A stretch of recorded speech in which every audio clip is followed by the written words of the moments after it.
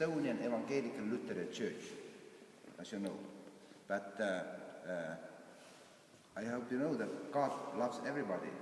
God loves the Jewish and Greeks and Russian and Swedes and Estonian. I think it's to God it's no different who they are. God loves everybody. And we have been mainly working with the Russian children.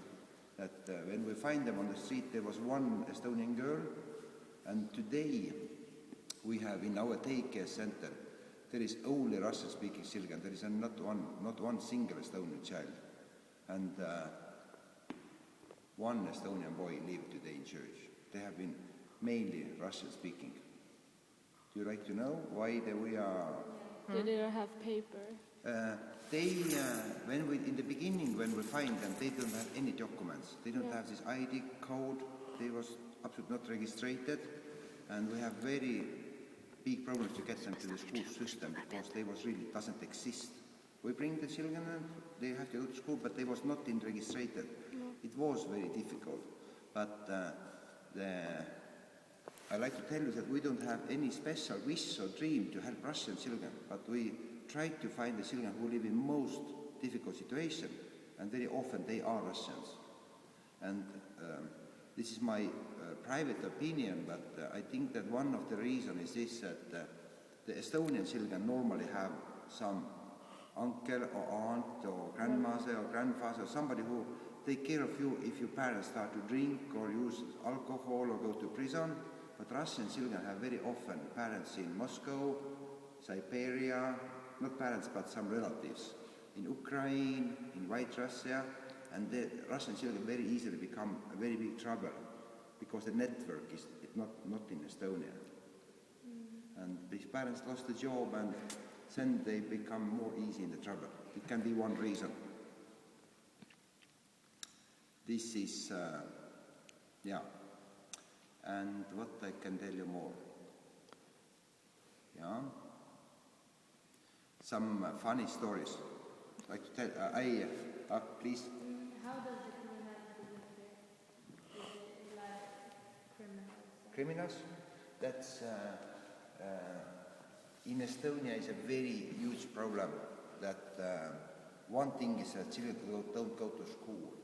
This is the last official information was that about 2,000 in this October, the 2,000 children who have to be in school, they are existing in some list, but they start to check, they are not in school, and nobody don't know where they are.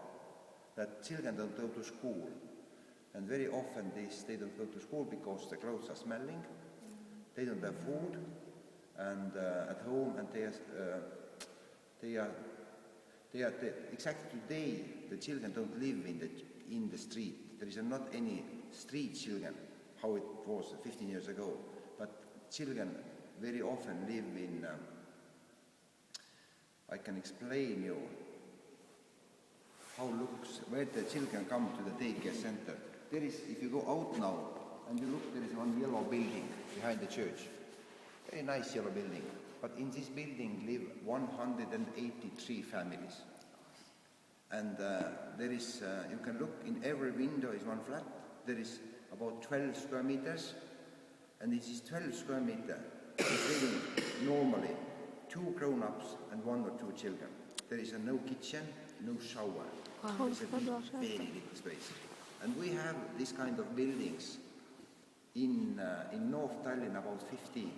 But you don't, when you walk, you don't see them. You have to go in because they are located. One is here, one is there, and outside you don't see. But then when I can show you this and this building, maybe I can take you in. I don't know how long time you have, but there is a huge problem. There is a lot of ex-prisoners. They're selling drugs, and a lot of violence in this special building. Is it easy for children to get out around drugs here? Yes, that's.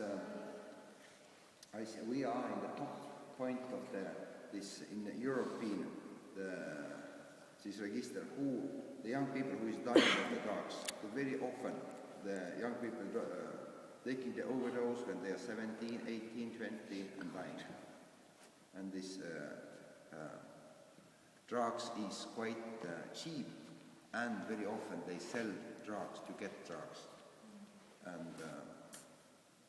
And we have here boys. And the sniffing girls. is a problem too, right? The sniffing, that's a problem too. Sniffing is not really a problem anymore. No? Now the young children, they're sniffing gas.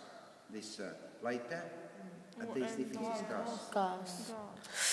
Oof. Yeah, and this is, the youngest who's today are rehabilitation centers, they are 10 and 11 who is sniffing this gas. And we have boys and girls who use hash when they are 13, 12, 14. And many of the children who live also in the church, they have used hash before, or doing something, but now it's okay because you can't live here. They have done many mistakes before, but they are very good children, but they live in so unsafe environment that they do it because of that. There's no food at home, parents don't have job, parents haven't paid for electricity, they never have pocket money in the school, they can't go to buffet because all their friends they have some money. And especially these children who live in these special buildings, like I explained you,